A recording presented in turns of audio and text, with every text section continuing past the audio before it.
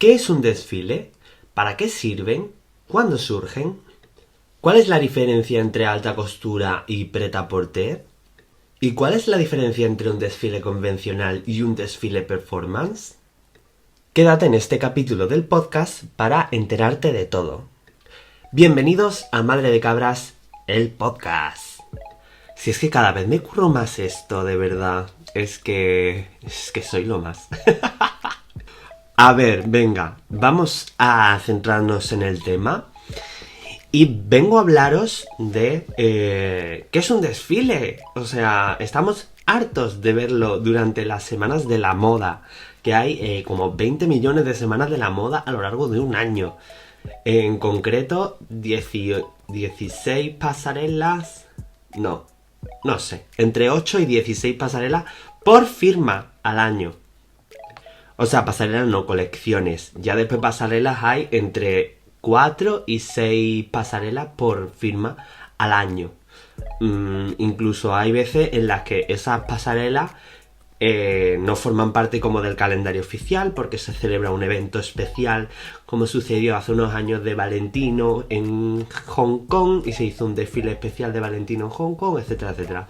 Vamos a hablar de todo esto ya ubicarnos un poquito. Bueno, vamos a ponernos históricas.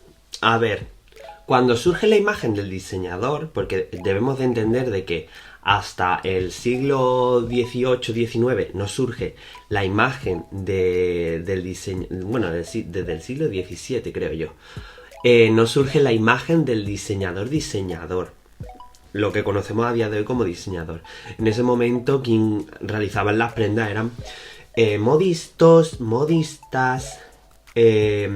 bueno, no, lo siento mucho por lo de modisto, que es que la palabra modisto no existe. Modista, esa palabra es la que engloba a tanto hombre como a mujer. Y lo dice el mismísimo Caprile, que él se considera modista, que es la palabra que engloba a ambas cosas. Al igual que sastre. La palabra sastre engloba a hombre como a mujer. Es unisex la palabra. Tanto modista como sastre. Y bueno, la imagen de modista surge pues a día de hoy lo conocemos como modista, ¿vale? En ese momento era diseñador. A día de hoy modista, ¿por qué? ¿Cuál es la diferencia primero entre modista y diseñador? Pues un modista o una modista o un modista es una persona que se dedica a hacer diseños únicos, pero por encargo, a medida del cuerpo, ¿vale? Y después el diseñador es esa figura que diseña, ¿vale? Que diseña una colección y después esa colección se ejecuta y las prendas pueden hacerse a medida a su cliente. Pero previamente ha realizado una colección. ¿Vale? La diferencia en sí es que el modista solo trabaja a medida para sus clientas y el diseñador diseña mucha ropa, hace muchas colecciones y esas colecciones se pueden adaptar o no a sus clientas, obviamente, o venderse tal cual, como talla, lo que conocemos a día de hoy, pues como talla SML. Las prendas hechas a medida no tienen un tallaje concreto SML, XL, no. Tiene unas medidas concretas de cada cliente. Bueno, vamos al desfile. Se data más o menos en el año 1860, entre el 1860 y 1850 o cosas así, cuando el diseñador Charles Frederick Worth, que se le conocía más por Charles Worth, desarrolla una colección y decide realizar pues un desfile. En ese momento los diseñadores enseñaban sus colecciones sobre maniquís y es en este caso Charles que decide sobre cuerpos humanos, o sea, sobre personas, modelos, decide colocarle estos trajes y sacarlos a lucir delante de sus clientas. A estas presentaciones literalmente solo asistían clientes, o sea, lo que conocemos a día de hoy como desfile en la época, incluso hasta que no se empieza a desarrollar el prêt-à-porter no empieza a surgir el desfile que conocemos actualmente. Los desfiles antiguos de Cristóbal Balenciaga, de Chanel, de Dior, eran desfiles a puerta cerrada en la que solo asistían las clientas. Se sentaban las clientas en su salón, en el salón del diseñador, y empezaban a salir las modelos. Cada modelo llevaba un numerito y ese era el número del vestido o del pantalón o del conjunto en sí, del look completo.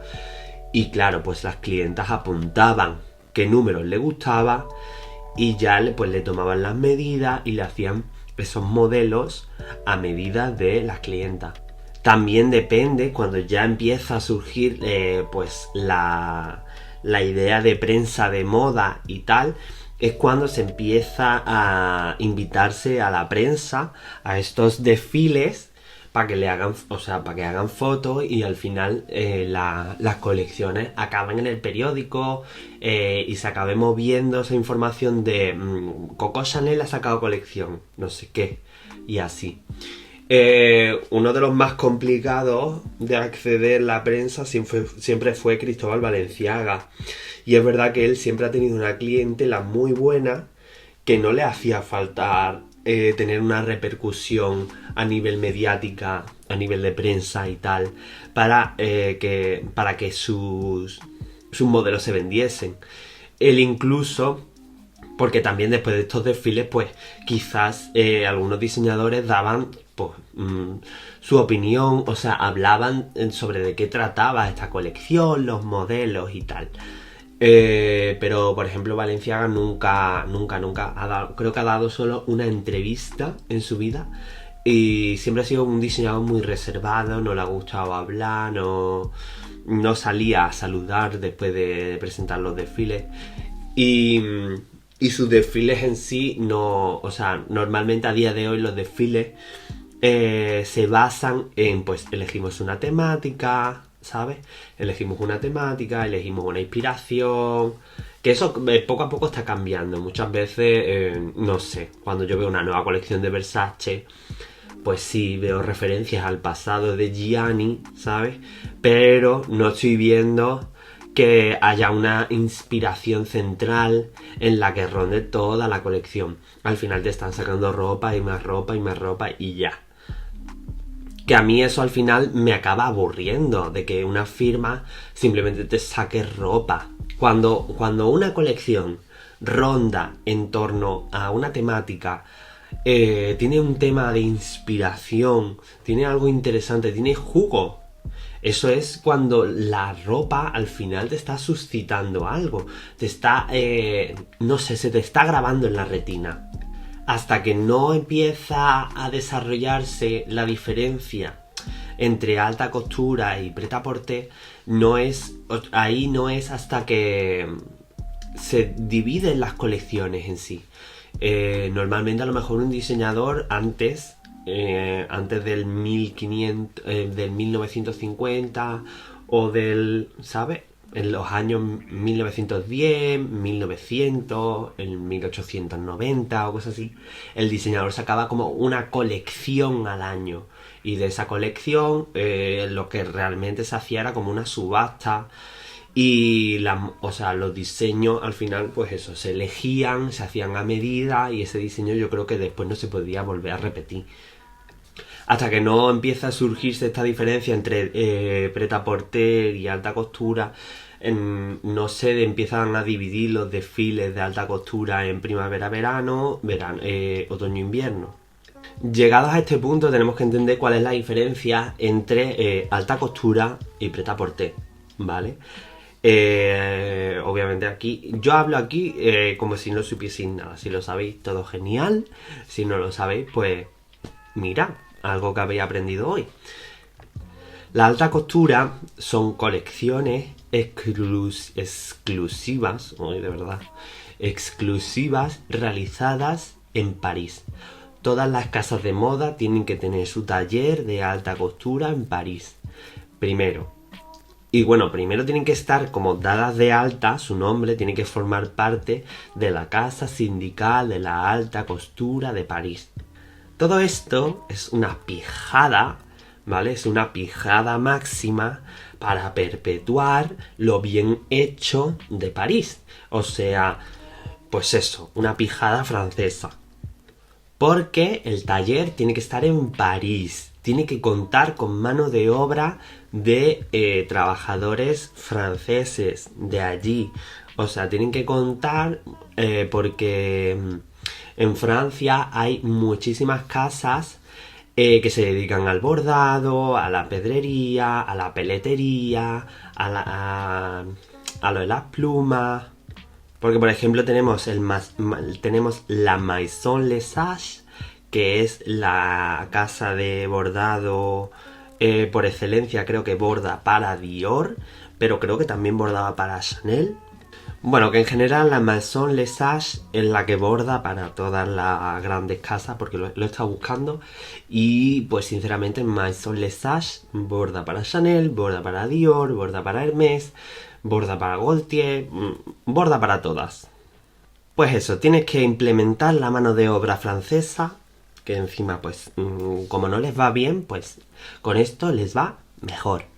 Después solo puedes tener a 20 personas trabajando en tu taller, que un vestido esté realizado en tantas horas, como por decirte, pues, el mínimo de hora que tiene que llevar un trabajo para un vestido, que sean a lo mejor 20 horas, que 20 horas ya a mí me parece ya excesivo. Pues imagínate que tienen que llevar más horas, porque hay vestidos de Dior que han llevado 100, 200, 300 horas en realizar. Que ese vestido que ha llevado 200 horas lo hagan solo 3 personas. Y ahora, porque por la cuestión del COVID se ha reducido todo esto, o sea, todos los modelos se han reducido. Pero antes el mínimo de prendas a presentar en una colección de alta costura eran 50 looks. Ahora ya se ha reducido por cuestión de COVID, pero antes por cada colección tenían que ser 50 looks. O sea, una desfachatez, era una locura. Es que imagínate 50 looks en una colección de John Galliano para Dior, y que tenga que tener cada vestido 200 horas de trabajo y cada vestido estar hecho solo por 3 personas, y que en el taller solo haya 20. O sea, es que divide 20 entre 3, que no voy a calcular, pero imagínate, es que a lo mejor no sé, no duermen, esas señoras viven allí. Todo esto para que en la mente del consumidor se quede el savoir-faire francés, ¿vale? Una pijada francesa, como ya decía. Entonces, solo puede hacer alta costura quien forme parte de esta casa sindical de la alta costura francesa, tenga su taller y demás allí en Francia, etcétera, etcétera. El resto de personas que a lo mejor hagan prendas de ropa pues a mano, porque las prendas de ropa están hechas a mano, compren tejidos, pero hagan las prendas a mano, etcétera, etcétera, se le llama simplemente couture. Traducido al español, costura en sí. Se hace costura, se hace artesanía. Eso es en sí. Es artesanía, porque no implementa, o sea, no se utiliza ninguna máquina para realizar una prenda de ropa. Artesanía, costura, pero no se le puede llamar alta costura porque no forma parte de la Casa Sindical de París. Y ya por otro lado, pues eso, a partir de 1960, 1950, cosas así, es cuando surge el prêt-à-porter. ¿Qué es el prêt-à-porter? Pues básicamente prendas que se pueden llevar a una producción porque están hechas a máquina, ¿vale? Y se pueden llevar a una producción y se pueden reproducir y están directamente hechas para comprarlas. Porque son prendas que están hechas en cadena, son prendas pues para el día, ready to wear, listas para llevar. ¿Por qué se le llama ready to wear? Pues porque cuando se desarrolla la alta costura, cuando tú ves ese vestido de alta costura, solo le queda bien a la modelo. Ese vestido de alta costura a ti te lo tienen que hacer a medida después. Entonces te tienen que tomar las medidas y pues llevará el proceso de esas 200 horas de trabajo más para hacerte a ti tu vestido de alta costura. Entonces, pues imagínate, esperar 200 horas a que el vestido esté hecho. Pues tienes que esperar muchísimo. Mientras que el ready to wear, ese vestido ya está hecho en sí, y cuando salga a la venta, porque esa es otra, en ese momento creo que funcionaba igual. Obviamente cuando sale el ready to wear sale la colección, pero hasta los 6 meses no se puede comprar. Pero cuando sale a los 6 meses ya está lista para comprar, están hechas todas las unidades con su talla, sus S, sus M, sus L, su todo. Bueno, y es verdad que ya partiendo de la raíz de que conocemos a Worth como de los primeros diseñadores en el 1860 en introducir el desfile como un elemento de comunicación entre diseñador y cliente, llegamos al caso de Elsa Schiaparelli, a la que le debemos en sí la invención de los desfiles modernos de ahora, los desfiles que pueden llegar a ser show, que pueden llegar a ser espectáculo, que pueden llegar a ser performance. Pero no es hasta la década de 1990, o sea, la época dorada del auge de los desfiles, cuando se establece en todas las casas de moda los desfiles modernos. Ya en esta época de 1990 es cuando surge la imagen de la supermodelo, que todos atribuyen el descubrimiento de la supermodelo, que sea Gianni Versace, que sea Karl Lagerfeld, que sea Celine Alaya. Fue un notable surgir en realidad de una serie de modelos que eran bastante cotizadas por diferentes casas de moda al final. Entonces, al ser siempre ellas las que hacían varias temporadas los mismos desfiles, eran las 5, 6, no sé si eran, creo que son entre 6 y 10 supermodelos, pues esas siempre estaban en los grandes desfiles, pues de Chanel, de Dior, de Versace, etc. Y en esta época las localizaciones ya se cambian. Normalmente, como es bueno, hay espacios cerrados en los que se organizan desfiles, como es el IFEMA aquí en Madrid, donde se desarrolla la Mercedes-Benz Fashion Week. Después hay en otros sitios, como sale a lo mejor en los documentales en los documentales de desfiles de moda y tal, que se hacían en carpas, grandes, pero se empiezan a elegir pues localizaciones a lo largo y grande de estas ciudades, o sea, Londres, París, Milán, Nueva York. Se acaban eligiendo pues ciertos sitios donde desarrollarse estos desfiles. Desde hace muchísimo tiempo, por ejemplo, el desfile de Chanel siempre se celebra en el Gran Palais de París, un gran palacio que es como acristalado, creo yo, por lo que se ve en... os podéis meter en el canal de YouTube de Loic Prigent, nombre francés, pero Loic Prigent creo que se escribe, y en su canal de YouTube se ve pues cómo en sí se desarrolla y se monta en escenarios de desfiles de Chanel dentro del Gran Palacio de París. Porque una cosa que hace Chanel es que no utiliza la infraestructura del palacio, simplemente que el espacio es grandísimo y dentro de ese espacio crea sus propios escenarios. Entonces es lo más interesante. Ahora pues ya no, porque Virgin Viard tiene unos desfiles de mierda, pero todos los grandes desfiles de Karl Lagerfeld se han desarrollado ahí con unas infraestructuras de cojones, unas infraestructuras que flipas, con unas construcciones que de repente te pone una torre Eiffel dentro, como te pone un cohete, o te monta un casino, como después te monta un supermercado, y todo eso ha sido siempre dentro del Gran Palais, no se ha movido a otro sitio, siempre se ha celebrado ahí. Todo esto ya era en sí pues desfiles concebidos como show, porque realmente estabas disfrutando de una colección alrededor de una escenografía completamente nueva, en la que no era simplemente una pasarela recta. Y ya después por otro lado está ya en la época de los 2000, que es cuando empiezan a surgir los desfiles performance, que esto la verdad que obviamente son mis favoritos, pero no son los más en sí baratos. Todos los desfiles de Galliano para Dior o de Galliano bajo su propio nombre, todos los desfiles de McQueen para Givenchy o de McQueen para McQueen, todos esos desfiles eran desfiles performance, son los grandes ejemplos. Su show envolvían todo. Ya no te estaban vendiendo una ropa, te estaban vendiendo una actitud con una escenografía, con un personaje. Era como asistir a una ópera al final. Todos estos desfiles decían muchísimo de los propios diseñadores en cuanto a las inspiraciones que habían tomado para realizar estas colecciones.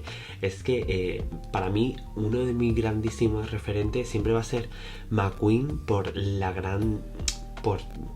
cómo expresaba él a través de sus desfiles su moda y cómo su ropa acababa expresando sobre una pasarela. Cómo llega a crear colecciones como una de 2002 o 2003 creo que fue, The Dance of the Bull no sé qué. Esa colección se la dedicó McQueen a Galliano y era una colección basada en la cultura española y en una colección pues dedicada a Galliano porque Galliano es español. O sea, nació en España antes de mudarse a Gran Bretaña, a Reino Unido. Entonces, cómo a través de una colección se puede acabar en una pasarela expresando pues ira, se puede expresar coraje, se puede expresar dramatismo, se puede expresar pena. La maravillosa colección que le dedicó Alexander McQueen a su amiga Isabella Blow cuando se murió y le puso unas alas iluminadas a la pasarela, cuando convirtió la pasarela en un carrusel de un tío vivo y las modelos iban como de payaso, medio payasos terroríficos iban, la verdad. O en su última colección, cuando convierte la pasarela en algo totalmente futurista, con esa pantalla que iluminaba y las modelos parecían aliens y de repente había dos brazos mecánicos con dos cámaras grabando a las modelos, siguiéndola. Todo eso era una performance por completo, pero comunicaba muchísimo más. Todo en general al final acababa comunicando, expresando el sentimiento del diseñador, porque acompañaba todo a la ropa. A día de hoy todas estas cosas se han ido perdiendo, de vez en cuando a lo mejor aparece algún show que otro, como el de 2020 de Valentino, que eran estos vestidos larguísimos, que estaban las modelos colgadas, pero al final eso no era un show en sí, era un videofilm performático para presentar la colección de alta costura de Valentino. Entonces ya como los tiempos se han adaptado, pues ya poco a poco las colecciones, pues si se presentan de forma física, acaban siendo pues colecciones más, o sea, pasarelas convencionales, lo que conocemos a día de hoy como un show moderno de pasarela, de desfile. Y si ya queremos crear algo muchísimo más, pues no sé, como más performance, en sí ya sucumbimos más a lo digital. Aunque el último por ahora que acabo de recordar ahora mismo, show en sí, desfile, performance, fue la pasarela esta que creó Demna Gvasalia para Balenciaga, que era una red carpet. La pasarela era la red carpet en la que los modelos desfilaban por la red carpet como si fuesen celebrities, si fuesen famosos, para asistir al teatro, mientras que el verdadero público veía cómo todos estos modelos posaban en la red carpet y después tenían el vídeo de Los Simpson por Balenciaga. Eso es una performance, porque al final el verdadero público que tendría que haber pasado por la red carpet está dentro del teatro viendo la red carpet. Y en sí la red carpet es la presentación de la colección. Entonces es un concepto muy interesante al final. Toda esa vuelta de tuerca que le tienes que dar para procesar de que la red carpet es es la verdadera pasarela.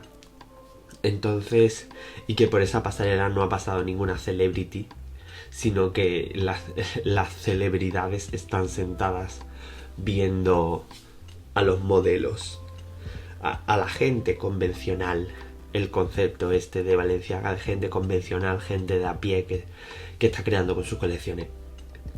Y bueno, amigos, espero que os haya gustado toda esta recopilación de información desde qué es un desfile, cuándo surge, por qué y para qué, la alta costura, el prêt-à-porter y los desfiles performance. Espero que os haya quedado claro. Yo he intentado hacerlo ameno, he intentado hacerlo fácil. Yo me he sentido totalmente cómodo explicándolo a vosotros. Así que nos vemos el próximo lunes. Espero que estéis aquí todos para escucharme. Un besito muy fuerte. Y eso. Que chao, chao, chao, chao.